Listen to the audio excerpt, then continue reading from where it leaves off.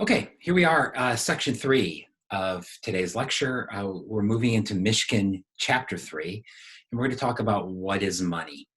I think a lot of what you should read in chapter 3, which by the way is a shorter chapter, a lot of this is really review from Principles of Macro, so hopefully this will be a relatively easy read for you and a relatively easy cover.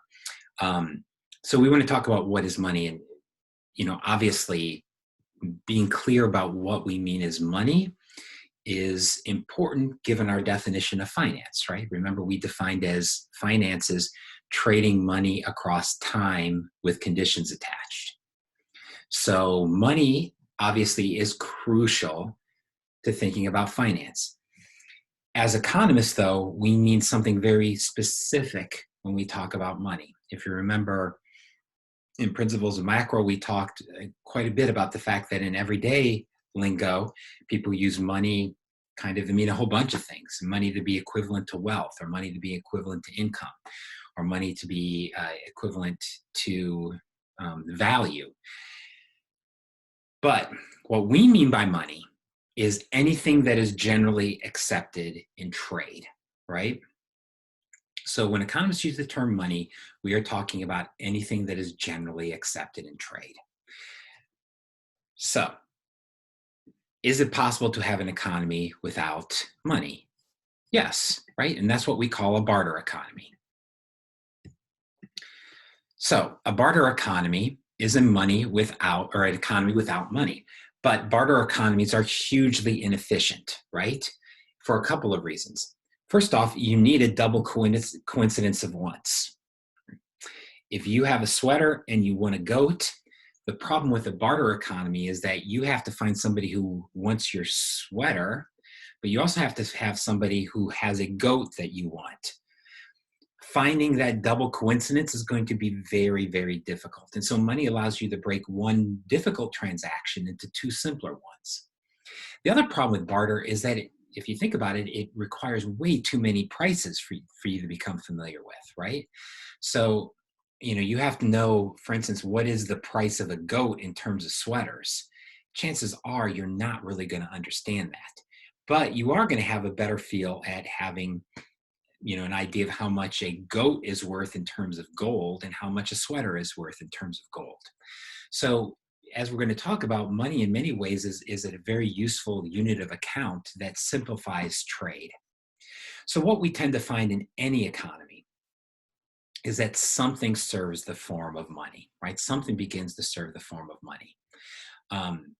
One of the handouts that I have posted for you, I can show this to you, is it has this article here on money in a prisoner of war camp. And hopefully you can take a little bit of time and read through this. But this is a article that was written by an economist who actually was captured by the Germans during World War II and spent time in a German POW camp. And so being an economist, he kind of paid attention to what was going on around him and thought about things in economic terms. And one of the things that he talks about here in this article is the POW camp economy. And one of the things that happened in this economy was that barter was very inefficient, right? So people would get rations. Some people liked canned beef, other people didn't like canned beef. And so they would trade. But trading canned beef for canned corn is kind of inefficient.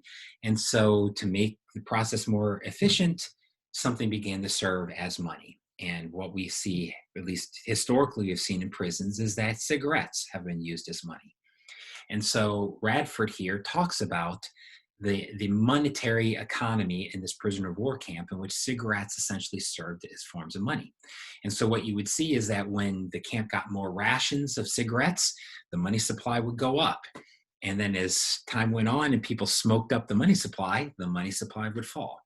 And I'll come back and refer to a couple of things in this as we go forward. But, it's interesting just how important money is, right? That almost in any economy of any sort of complexity, something will serve the form of money because money is just that efficient, right?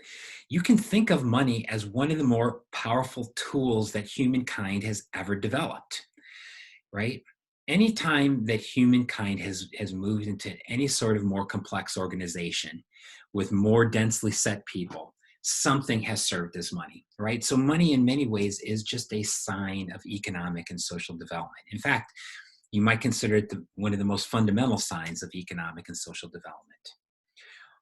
Why is money so important? Well, money is so important because it serves three functions, right? Money is a medium of exchange. Everyone accepts it, right? Everyone accepts it. So to be an efficient money, it has to be the fact that you will take it. And why do you take it? Because somebody else will take it.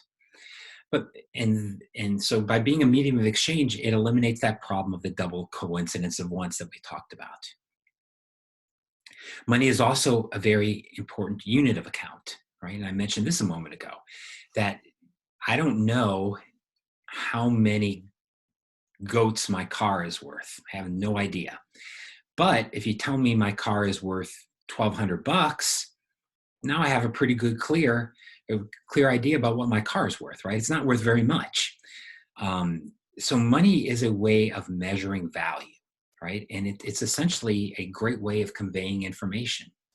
Finally, the third function of money is that money is a store of value. It's an asset and it's a way to postpone your consumption, right? So if I don't want to consume now, but I want to consume in a couple of hours, any useful form of money is going to allow me to do that. It's going to be able to hold value, right? So, raw fish has never really caught on as money because it's not a very good store of value. But things like gold or silver are better stores of value, and as a result have more traditionally been used in money. And so, this whole concept of liquidity, which that's a term that we use a lot in finance, is really referring to the ease in which something can be turned into money, right? And that's closely related to how good your money is at storing value. Throughout history, we've seen many different kinds of money. Historically, the first forms of money were commodity money, right?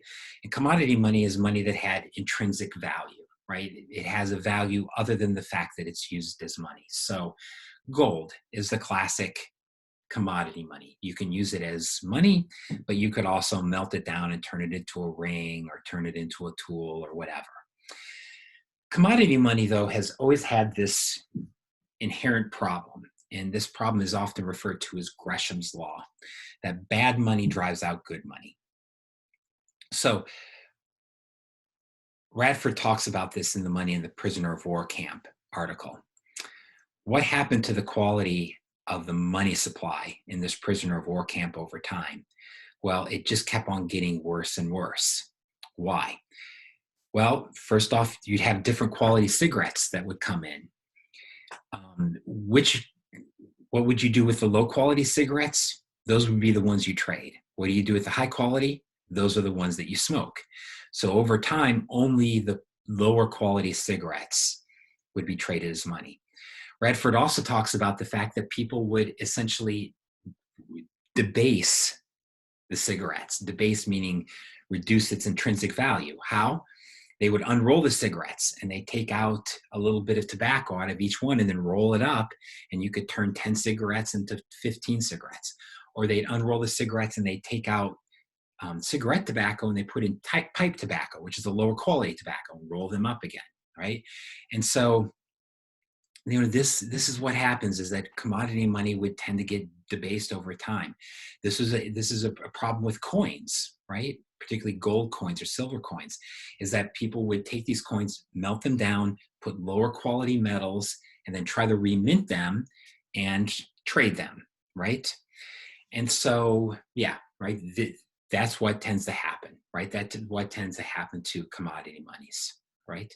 And so, I have a list here of different things that have served as money over time, including gold and silver, tobacco, butter, chocolate, salt, even the word salary, right, derives from the word salt, right, relating to how the money that people would get paid in.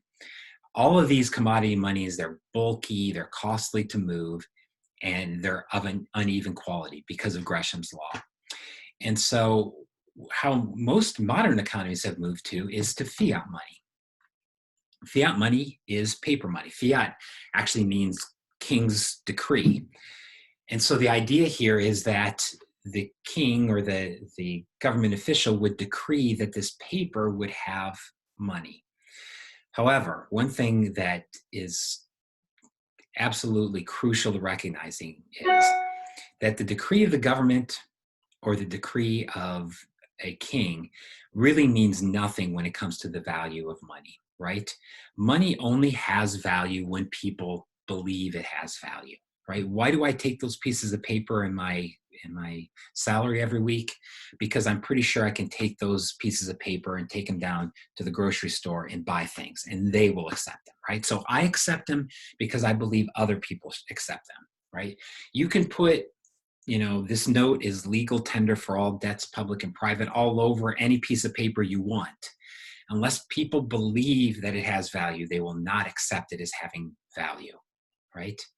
And so, some people find this shocking, right? I have posted here an article turn this the wrong way.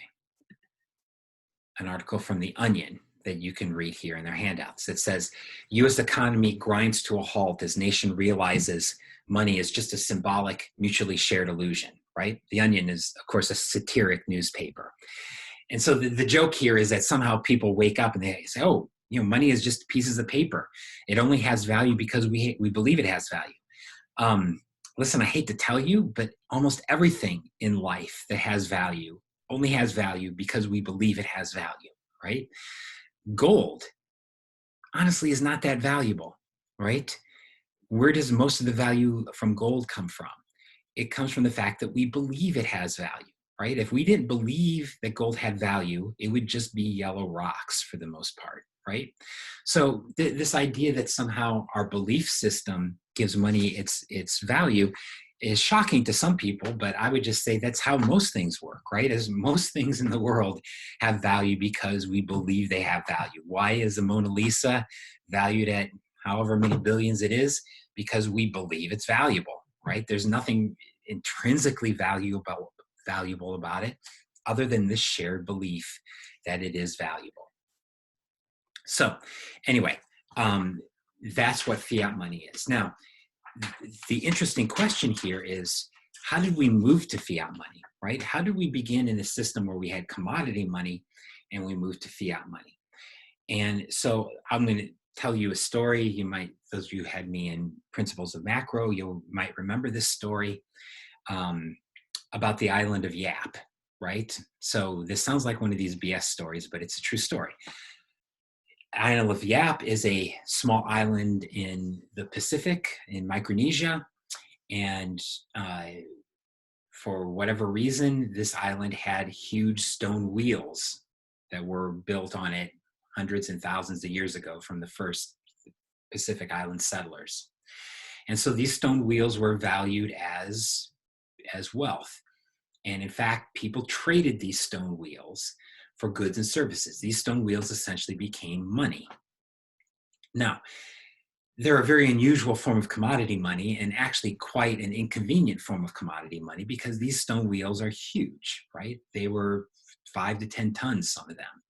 Not that easy to carry to the grocery store. And so what did people do in at Yap? Well, they began to develop IOUs, right? Pieces of paper where they would write IOU, the stone wheel, in Baja's backyard, and they would trade these IOUs instead of trading the actual stone wheels. Well, what happened over time? People began to put all of their belief in the pieces of paper as having value, not in those stone wheels, right? The stone wheels are still valuable, but the pieces of paper were seen as independently valuable. And in fact, some of these stone wheels disappeared. There's one of them that was being used as an anchor in a boat, and the boat sank to the bottom of the ocean. when that stone wheel went to the bottom of the ocean, does that mean that that IOU is no longer valuable?